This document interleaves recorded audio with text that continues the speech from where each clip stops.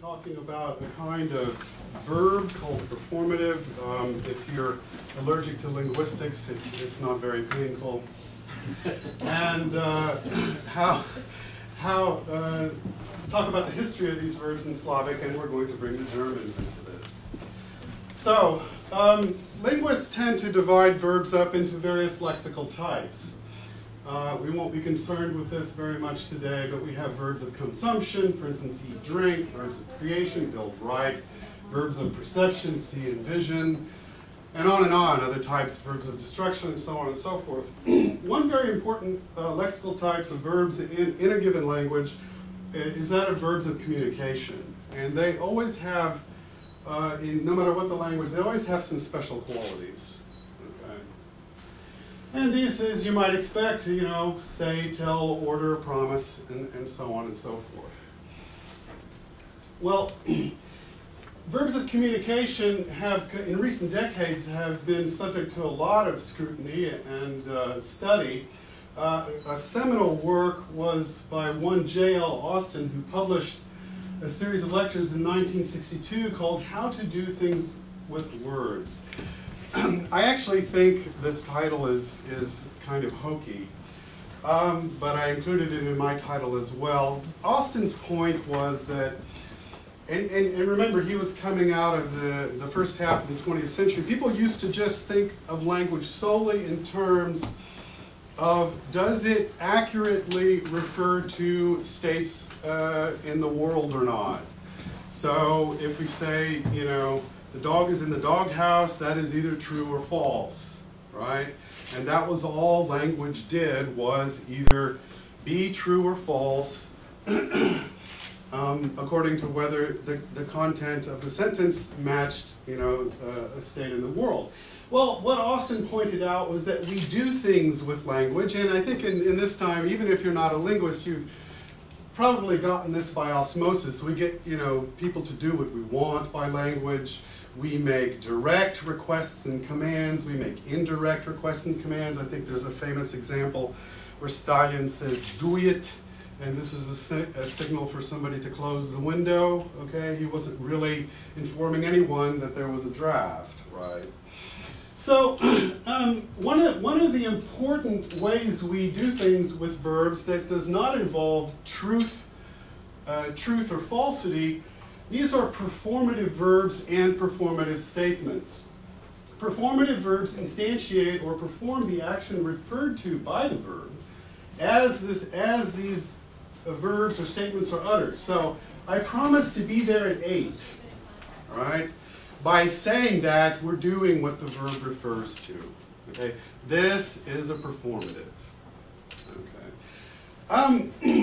Most often, not always, we can diagnose performatives by the appropriateness of hereby, again, in a given language. So you can say, I hereby promise to be there at 8, that's good.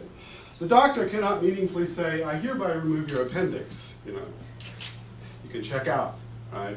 That doesn't work. So remove appendixes is not a performative verb phrase. Well, Austin gets all the credit, okay, for discovering these verbs, when in fact Slavists had discovered them earlier. And this is a sore point with the Slavs, and there have been in fact a couple of Slavists who have almost made whole careers pointing this out. One was a Slovene, Stanislav Škrabec, who was really probably the first one to ever talk about these. And then Erwin Koschmider, a German Slavist, and I'm still unclear whether he had any Slavic blood in him or not. It seems like he knew an awful lot of Polish to be a non-native speaker of Polish, but you can't get an article about Koschmider on Wikipedia.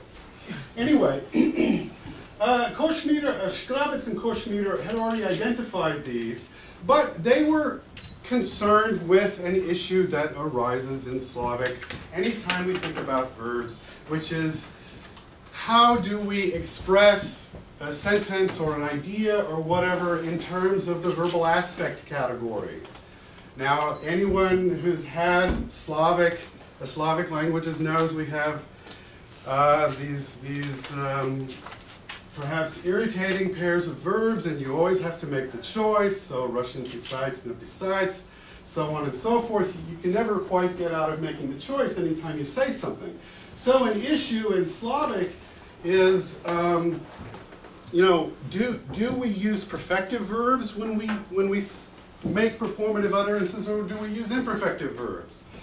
Well, the Slavic languages are uneven. Now let's take a couple of Slovene examples here that I just pulled off of the net. You can promise either imperfectively in Slovene, or you can promise perfectively in Slovene. Okay. I won't read all of these examples, and some of these examples are in older, a lot of these are in older languages, and so it doesn't make a lot of sense. But these, now, these are both present tense forms. If you've only had Russian, do not be misled into thinking that oblubim, which is the equivalent, the aspectual equivalent of Russian, пообещаю, do not be misled into thinking that this means I will promise. Okay? Because this is how Slovenes on the street say it. Okay? I promise that I'll reduce the demands. Okay? Other Slavic languages allow both too. Since Koshmiter worked primarily on Polish, I got some Polish examples here. Here we have an imperfective example in Polish. I won't read it. I admit that I wasn't right, or I admit I wasn't right. And then one of Koshmiter's examples, your doubt is my doubt, and I even admit to you, or confess to you, okay, torment and a nightmare. I'm not going to get into when you use one and when you use the other too much here. I'll come up with a generalization on the basis of some older language data, but I'm going to gloss over the contemporary state of affairs in these languages. Now, other languages strongly prefer the imperfective with various exceptions, and Russian is one of those. So ordinarily, you see I have the stress on the use, признаюсь мне, как питерцу, and so forth. I admit, this is imperfective in Russian. One language that has no perfective performatives whatsoever is Bulgarian. They always, always, always use an imperfective verb. And I've chosen most of my examples here with admit. Okay? So we have an uneven state of affairs. We have some languages that allow perfectives fairly frequently, and other languages that discourage them.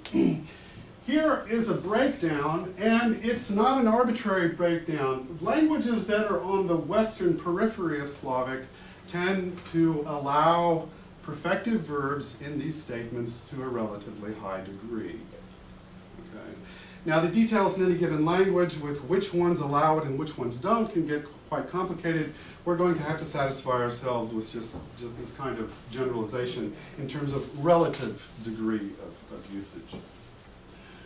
Relatively low degree, or even absence of perfective performatives, are languages that are farther to the east. So we have Bosnian, Croatian, Serbian, which has an important exception, which I will talk about here in a bit.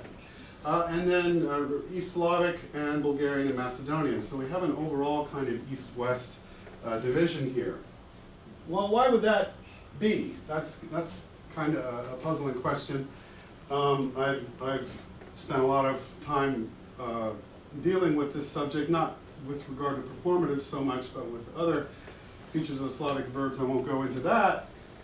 But one thing we can do to try to figure out what's going on with this big division is go into older stages of the languages. Okay. And so let's go all the way back to the beginning.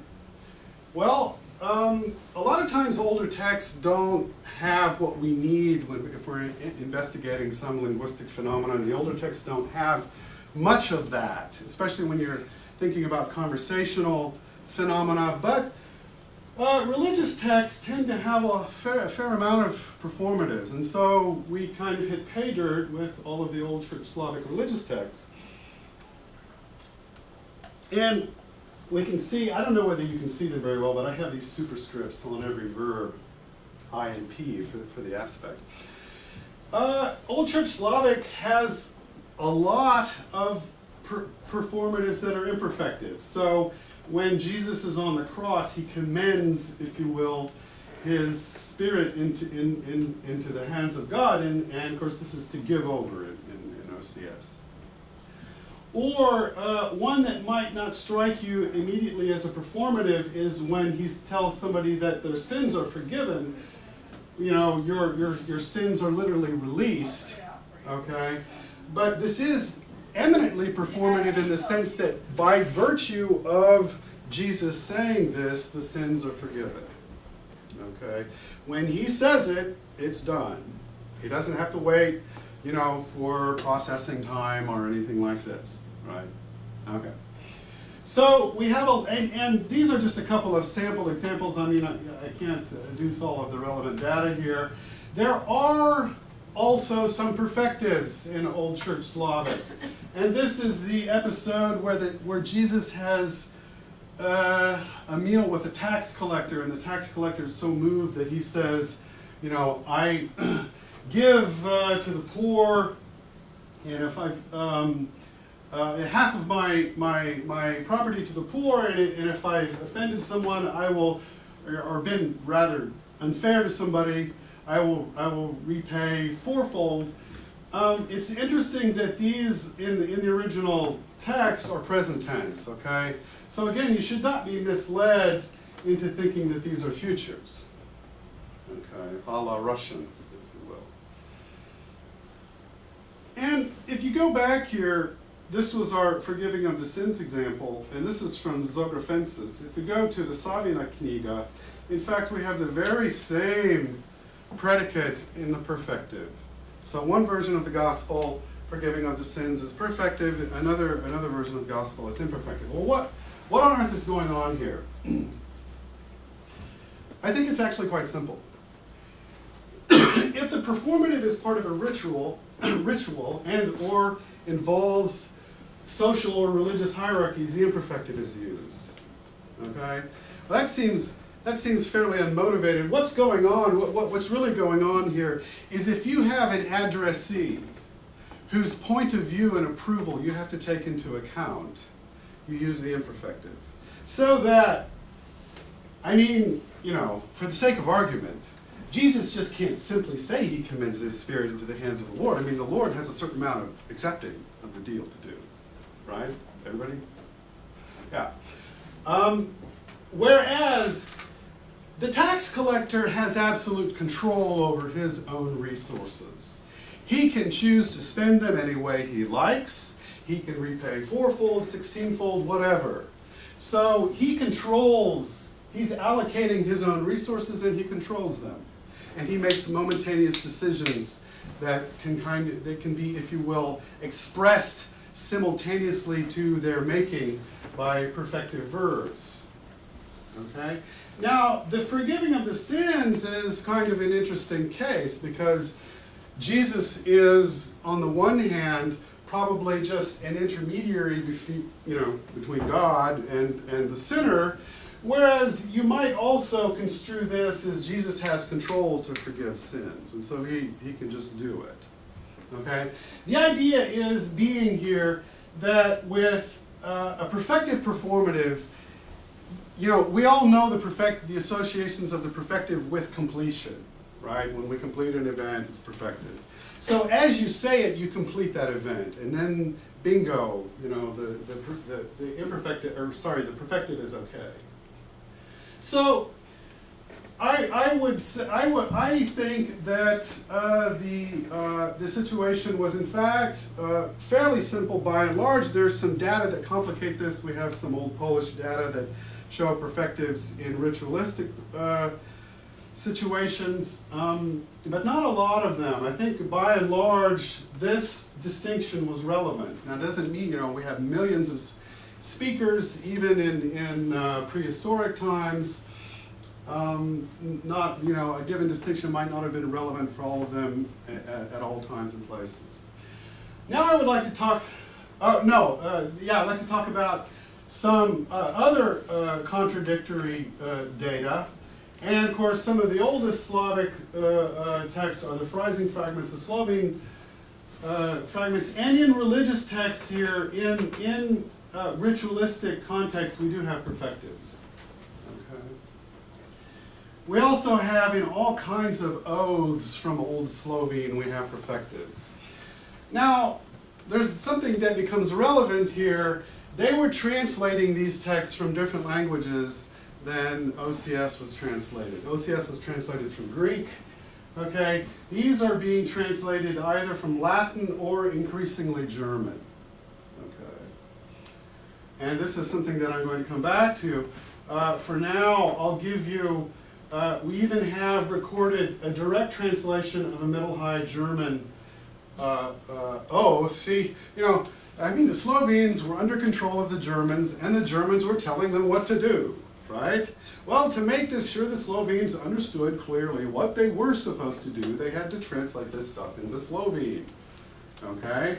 So we have the original German here, and then we have the perfective performative. Okay. So this is one counterexample that arguably involves translation. Okay.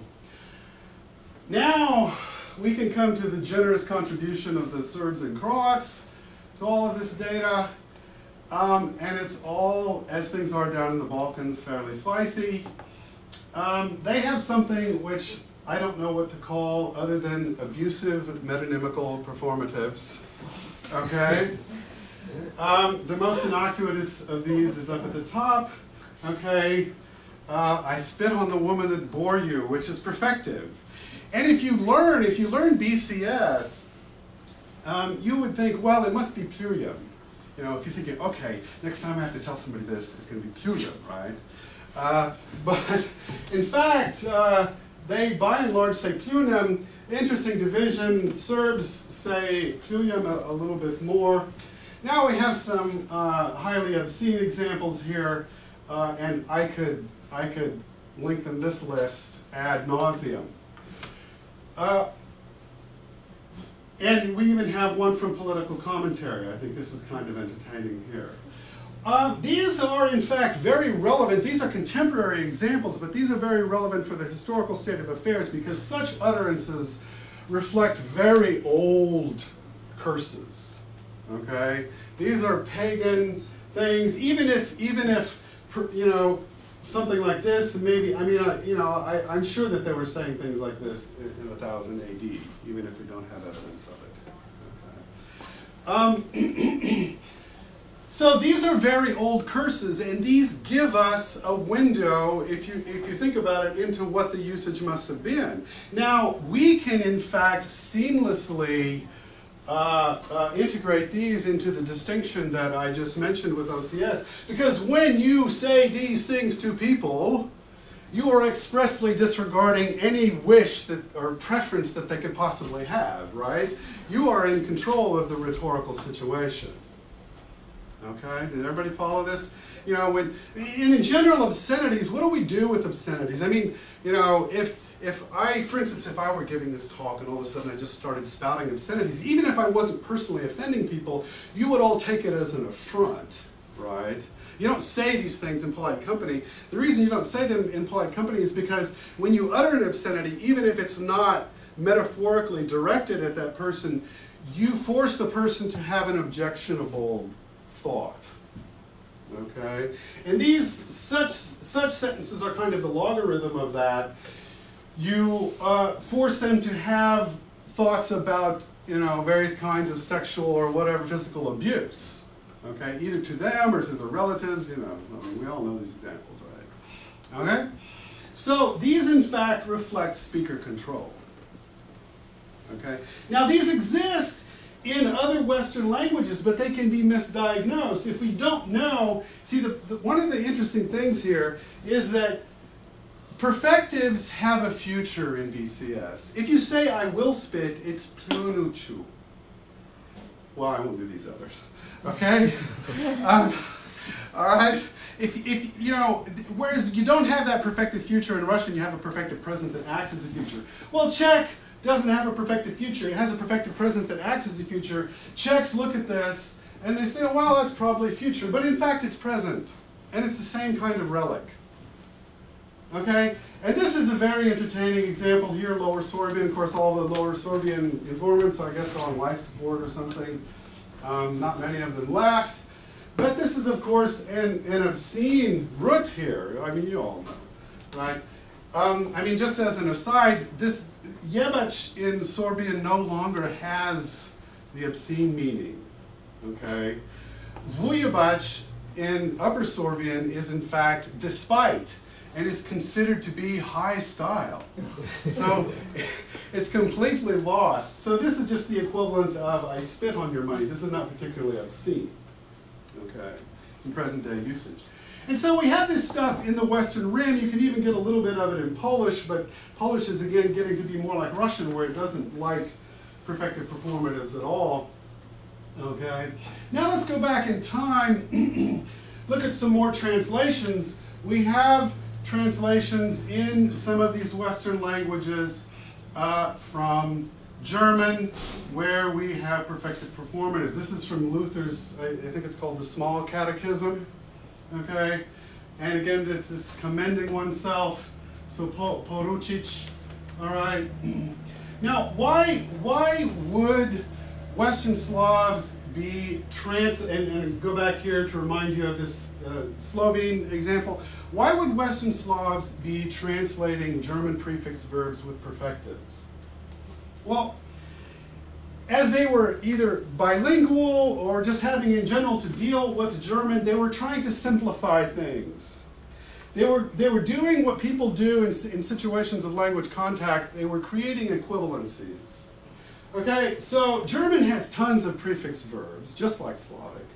And these Western Slavs were taking German prefix verbs and making them, making isomorphic equivalents. Either making new verbs or taking their old verbs and using them in ways that are basically equivalent to these. So there's no imperfectivizing suffix here. They're just making these equivalencies, and they have either in the catechism or in the oath, they see these prefix verbs, they say, okay, well, let's just translate this with this. I mean, it sounds rather primitive, but this is basically what was going on. Okay. And it's actually quite reasonable, because when you, in situations of bilingualism, people try to make things easy on themselves in one way or another, okay. In the end game. Slovene has lots of calques from German that are recognized as such. I won't read all of these here, and these are just some samples. They tend to be abstract verbs. Also verbs of speaking. All of these, you know, most of these are, verbs that can be used as performatives in the situation. Okay, so you can decline something verbally. You can recant something. You can, you can leave something to somebody by word of mouth. Okay. And so it looks like, this seems like a very small amount of data, but the number of calques in Western Slavic languages that have been made on the basis of German is enormous. It's just that most of them aren't verbs of communication. And I mean, I could spend the next, all of my remaining time just even giving you a few samples of these other verbs. I think one that's quite interesting is poděkovat se, which is kind of high style in Czech, which is a calque of German sich bedanken. Now, how do we know that it's a calque? Because if we go back in Slavic and OCS, we don't have, well, first of all, this is alone, ultimately. Děk, danken, right? Okay, but we don't have po with se with a verb of thanking. Okay? We don't have this in Old Russian, we don't have this in OCS, and then, voila, it crops up in a language that has had centuries of bilingualism with German. It's also in Czech, or sorry, Slovak here. This is from the early 20th century. Here's a very nice Slovak example from the 19th century. Okay. And this is from a translation of a German novel, a German romance novel. And, a native speaker who saw this, I mean, I don't really know whether Slovaks still say this or not. This is rare in Czech today. A Slovak might say, well, this was a translation, this doesn't count, right? But this is precisely my point. They were translating stuff from German, okay, and they were making these equivalencies. a much more complicated case. So this is just an ordinary calc where we're creating these equivalencies, prefix, root, ending. There are verbs that originally existed in Slavic that were kind of realigned semantically in the Western languages to be equivalent to German verbs. German, from Middle High German, at the end of Old High German, Middle High German, geloben meant three things, three related things. To promise, to swear, and to marry, not in the sense of transitive marrying two people, but when you say, I betroth myself, okay, I promise to marry so-and-so, in this context. Well, so ubiti exists, at least in Old Russian. It's kind of curious it doesn't exist in OCS, or rather is not attested in OCS, and there's plenty of promising in OCS, by the way. So there may be something even going on with some language contact as far back as Old Russian. In any case, we have the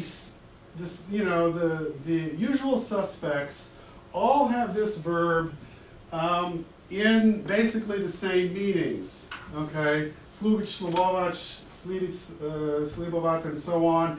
These all, in the well, not in Polish, but in the other languages, they mean to promise or swear, and they have meant at times to marry, this betrothal meaning, and possibly like zaslibit in Czech has this meaning with an additional prefix. So here's some old examples. This is 19th century Polish example where somebody is promising to do something. Now it's, what is it, obiecać in contemporary Polish, right? They got rid of this. Of course, you have to wonder, why do you get rid of a verb of promising, right? Maybe because it's German and you don't like it. Okay. Czech. Now, Czech, you can find tons of examples of perfected performative promising in Czech, although speakers tend to claim that they won't say it. Okay, but some misbehaving speakers do say it all the time on the internet. So, given the fact that this does not exist in Russian or any of these Eastern languages today outside of this compact Western area, the most likely, what is most likely occurred is that as these Western Slavs came in contact with the Germans, and they were having to promise, okay, all kinds of things, probably a lot more than they wanted to, right? They were modeling their verb of promise on the way the Germans were doing it, and the Germans were probably quite happy to dictate to them how they were supposed to promise, right? Moreover, they were having lots of marriages, right? Arranged marriages, so everybody's happy and getting along with each other, okay? Marriages between nobility, and so it really makes sense that these verbs would at times have also gained this meaning of marry, okay, if they're modeling things on German. Let's take another example. This is the second case. I guess I'm doing quite well for time. I have a little bit of time at the end to relate this back more to area studies. Poprositi has existed in all likelihood from the get-go in Slavic, you know, as the perfective of request. Now we all know it in Russian, you know, quite familiar, poprosit, right? It doesn't exist in all Slavic languages today, but it has definitely existed in most of them, and the ones that don't have it probably got rid of it at one point. Well, so there's nothing particularly German about having this verb. What is suspicious is that in the Western language, the Western languages, Polish, Czech, Slovak, poprositi, reflexes of poprositi with the prefix o, okay, has come, these reflexes have come to express polite requests, just like German erbitten does. When you want to express a polite request in German, you can do it this way.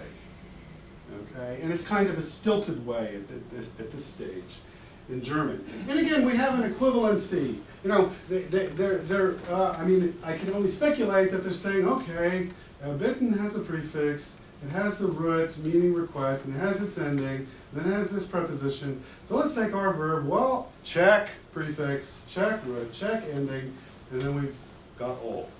Okay? Which means the same thing as right? Is around, o is around. And the use of o with the accusative is not terribly typical of Slavic languages, so I would suggest that o with the accusative is part of the calc, or part of maybe the construction of what you might call a phrasal calc here. Okay. In any case, Polish has used this quite frequently in the past. Poproszę o today is kind of archaic, which we would expect. Again, I mean, these are linguistic habits that are going by the wayside now, okay? There was a kind of Central European linguistic culture, and it has been, you know, had a lot of time to disappear, okay, since the Austro-Hungarian Empire went by the wayside. We also have this quite commonly today in Czech and Slovak. As far as I know, it is not archaic in Czech and Slovak, and you can get all the examples you want in Czech and Slovak, and I've picked examples where they are clear, where somebody says "Dobrý den," you know, this is a polite context, okay? You don't say good day to people, you know, that you're not kind of being polite to. And the same government, if you will, the Czechs and Slovaks take all right? And with the accusative for plus the accusative. So I would, again, to sum up, I would say that they've been doing this, the same thing has happened here that happened with slubiti. They've taken a verb they've already had, and they've modeled it according to a German verb and its particular nuance, okay, that they've come into contact with. Last but, and probably least, in fact, are loan verbs. You know, the Slavs have always known how to promise and how to do this and that, so we don't have that many loans. Now, I pointed to one earlier, Czech děkovat, right, which is to thank, or poděkovat se. But these tend to be atypical, I mean, are not common, where you just, you know, I mean, the Czechs must have known how to say thank you, right? I mean, they had to have. Why would they loan in German thank you? Okay. But maybe it was prestige. Okay. I mean, all kinds of things can enter into it. One particularly interesting loan that's in Czech and Slovak is to dare, when you dare to say something or do something. And this is from German sich trauen. And I'll just give you a Czech example here. You can find enough Slovak examples as well. Toto je trochu si tvrdit. Okay, so I dare say. All right. And of course, whoops. This is, you know, phonetically or whatever, this is wrong for German. Now there is an imperfective trofat, see. Why would they use the perfective here? That's kind of an interesting question, because there's no prefix, right? Two things speaking in the perfective's favor. One is that it's a momentary verb, so as soon as we say, you know, it lends itself to this perfective construal. I don't want to dwell on the next point too much, but there are indications that the Czechs and Slovaks have used note suffixation, which is the equivalent of Russian nut, because it sounds like the German n infinitive ending. Okay, they both have an n. Okay, and I won't go into the reasons why I think that, but this could be a part of that. Okay, so we even have some interesting loans, and these loans are well, the Slovak is also perfected here. These loans are showing this perfective performative usage. Okay, so let's go through some conclusions here and wrap things up. As I said before, there was an aspectual distinction in common Slavic performatives based on control. The perfective expressed speaker control, whereas the imperfective was used in contexts of social or religious hierarchies. Otherwise, although not exclusively, But by and large, perfected performatives crop up mostly in Western Slavic languages that have had great degrees of language contact with German. Now, the effect of German language contact on Slavic with regard to these performatives has not been one of radical change, because we do have some performatives from the get-go, okay, that are expressed with perfected verbs in Slavic languages.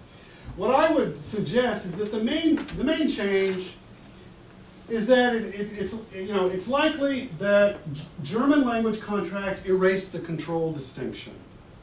So that in Czech and Slovak, like with promising, there's no control distinction anymore in promising. You just anytime, or well, Slovene, well, that gets to be complicated because of official prescriptive tendencies and so on. But let's keep it simple here. That for people on the street, they can just use the perfective anytime they want, and there is a kind of rationale, because even though we could have a control distinction in our performatives, okay, to express the relevance of certain hierarchies, we all do, in some sense, to some degree, control our own utterances. So one way we could think about the German erasure, if you will, of the control distinction is it just that, well, it just made all or most performatives, you know, speaker control, okay? Because I mean, unless somebody's like, you know, pressing cigarettes into me or something, I mean, I choose whether I promise or not, right? Okay, I don't have to promise if I don't want to. So I would argue that this has been the change. Well, I skipped over this. And what's interesting about German language contact, and here I have a whole bunch of other things in mind as well, is that German language contact has not, on average, radically changed Western Slavic languages, say Czech, Slovak, Sorbian. Rather, by and large, and including these performatives, but all kinds of other things, it has preserved older structures. Slavic used to be, if you will, a lot more like German.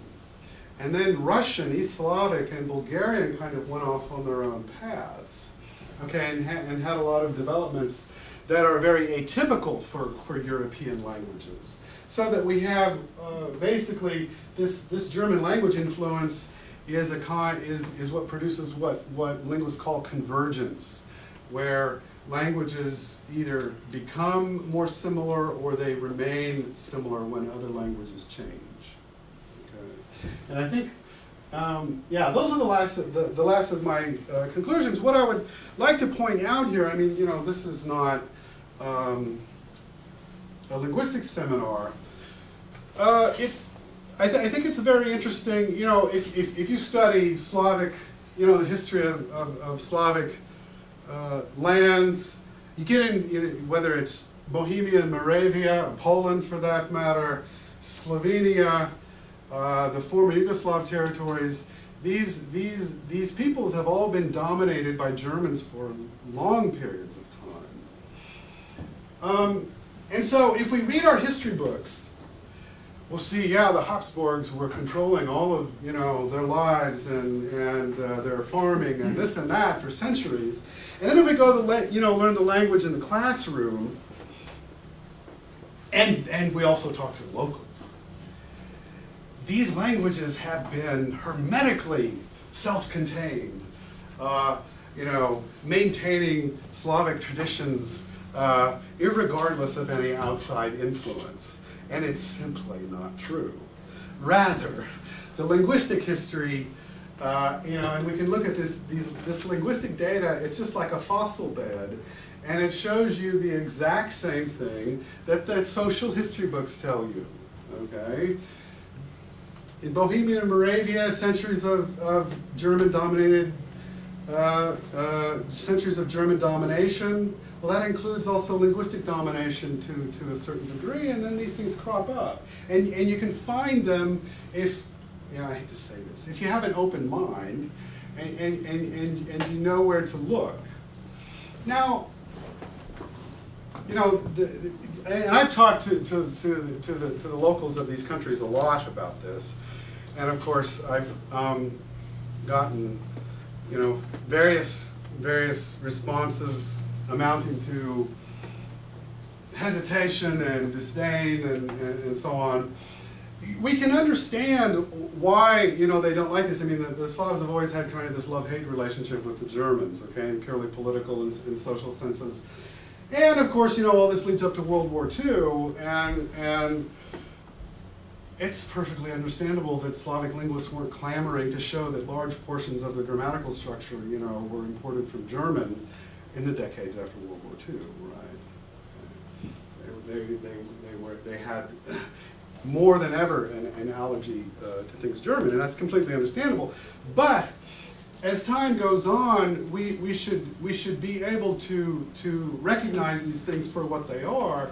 And if Slovene or Czech has large amounts of German in it, it's no different than English having large amounts of French in it. Okay, the Normans came, you know, to England. You all know the story, right? They took over and then they were absorbed, and English absorbed Norman French wholesale. But you know, English is a Germanic language. Right? So there's no reason to deny these things. In fact, I would argue that these phenomena make these languages and their peoples more interesting. I mean, if you go to Prague or if you go to Ljubljana, and then you go to Moscow, you know, only somebody who's blindfolded thinks, "Wow, I'm just in Slavic land."